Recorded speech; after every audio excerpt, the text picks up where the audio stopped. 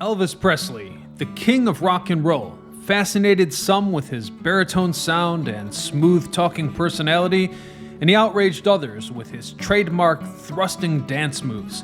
Either way, his antics rocketed him to superstar status, but fame came with a lot of pressure and scrutiny from the public. In fact, some have speculated that by the end of it, Elvis suffered from a mental illness and an eating disorder, none of which was helped by his, let's say, chemical recreation. Anyhow, as we all know from those dark images of Elvis in a morbidly obese condition, that lifestyle got the better of him. And on August the 16th, 1977, his last meal consisted of 6 chocolate chip cookies and 4 scoops of ice cream. And today, we're recreating that final feast. So, how did an all-American boy like Elvis end up eating cookies in the first place? Well, believe it or not, the story of cookies took a millennia of experimentation and innovation to come about. And it all started out about 12,000 years ago as hardened biscuits, the name meaning twice cooked.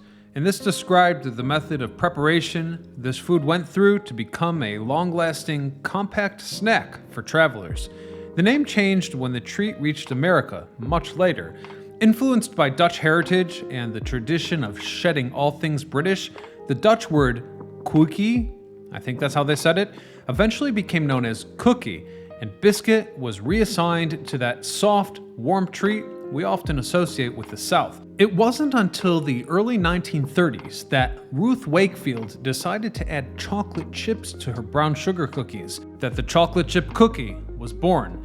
The original recipe actually used chocolate bars, which she cut into small pieces. Either way, it was an instant classic. The dessert thrived at her Toll House restaurant, which you may recognize from the Nestle Toll House brand. Wakefield maintained a strong relationship with the company, exclusively using their chocolate for her recipe. In turn, the chocolate chip bags bearing her restaurant's name are said to use that original recipe to this day, although you have to wonder about the modern-day ingredients.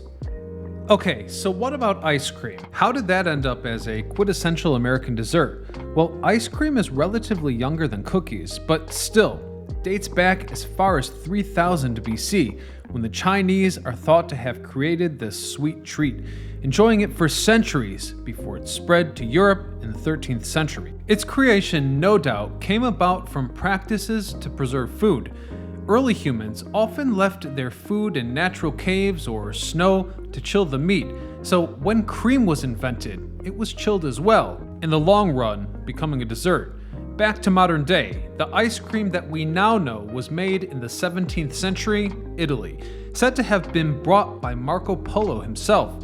The sweetened cream, either made from milk or egg yolks, became a summertime treat for the wealthy, who were the only ones who had access to ice cream in the hot months. From there, it was most likely that the European immigrants brought this creamy delight to the United States with them, and was seen enjoyed in New York ice cream gardens as early as 1821. Just over a century later, and the greatest rock star ever known would enjoy this ancient treat as a part of his final meal. Born Elvis Aaron Presley, the king of rock grew up in the poor community of Tupelo, Mississippi, where he was exposed to black music and culture. He fell in love with music, wanting to carve out a career of his own. He finally got his big break when he was signed to a popular radio program named Louisiana Hayride. He quickly outclassed the station in just 2 short years, performing there one last time under the condition that it was promoted as his final appearance on the show. Thousands of people came to see that performance in a group of many other artists. Cheering for an encore when the show finished, the fans were very worked up. So once it was clear that the great artist wasn't coming back, the show's announcer, Hoss Logan, tried to calm the crowd, uttering those famous words, "Elvis has left the building." And from that night on, it became a trademark of an Elvis Presley concert. Though it should be pointed out that it was Elvis's announcer, Al Dvorin, who made the saying famous, using it as a sign-off for Elvis shows, letting the crowd know that there would be no more encores. From the 1950s to the 70s, Elvis also enjoyed fame as a movie star, starring in movies like Paradise Hawaiian Style and Follow That Dream, as he continued to sell out stadiums across the country. But people began to note that he was already falling from his prime. You see, he had gained an unhealthy amount of weight, with some reports claiming that the rock star weighed over 350 pounds. Unfortunately, the media attention around his weight didn't help him either, with the comments and ridicule of Fat Elvis getting to him. Presley would go on many yo-yo diets, and one source claims that he went as far as asking doctors to put him in a medically induced coma so that he couldn't eat. By 1977, it was clear to everyone that Elvis was a sad shadow of his former self, existing on a cocktail of drugs and junk food. In fact, his piano would often be littered with huge paper Coca-Cola cups. Tragically, on August the 1st, 1977, after an unbelievable performance of Unchained Melody, Elvis left the building one last time, went home to Graceland, and never returned. The conditions surrounding Elvis Presley's death were very undignified. The rock star was famously nocturnal, playing throughout the night and sleeping during the day. The day before his passing was spent with his daughter Lisa Marie and his fiancée, Ginger. Before heading out for a dental appointment, Elvis didn't get home until 12:30 a.m. that night, with adoring fans outside of his gate, one of which took the last known picture of him in shades. At 2:15 a.m., he called his doctor asking for painkillers and sent his stepbrother to go get him. By 4 a.m., he had called his cousin and wife to go play a game of racquetball.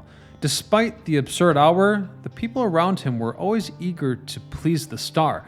So after a short game, Elvis walked to the piano by the court and played 2 gospel songs, one of which was called Blue Eyes Crying in the Rain. At 5 a.m., Elvis took a large package of drugs prescribed by his doctor to help him with insomnia. And then finally, he laid down next to his fiancée.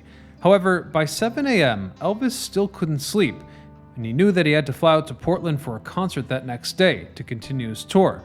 Desperate to go to sleep, this is probably where things really went wrong. You see, he decided to take a second package of pills. By 8 a.m., desperate to fall asleep, he had his aunt call his doctor once again to ask for even more pills. And although the medical staff was reluctant, he was eventually given a third package. At 9:30 a.m., Elvis, still unable to sleep, told Ginger that he was going to the bathroom, which wasn't unusual as the star suffered from chronic constipation.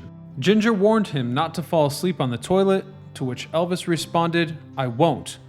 These were his last words.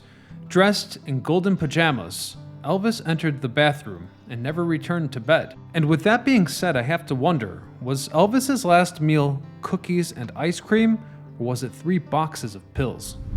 Following the death of Elvis Presley, President Jimmy Carter shared a statement that perfectly captures the accomplishment of the king in his prime.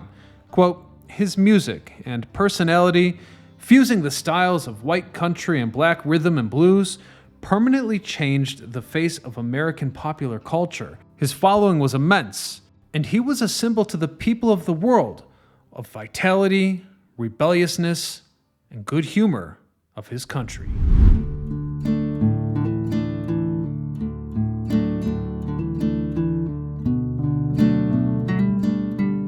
What I love about these old-fashioned recipes, cookies don't look like they came straight from Subway, but they're delicious. Like, it's almost like if you use the organic ingredients, you're basically coming back in time. Getting kicked with that sugar is really something. Mm-hmm. Disney's lemon pie, that was quite sweet, but this is a whole different level. So Elvis was sweet. really exaggerating.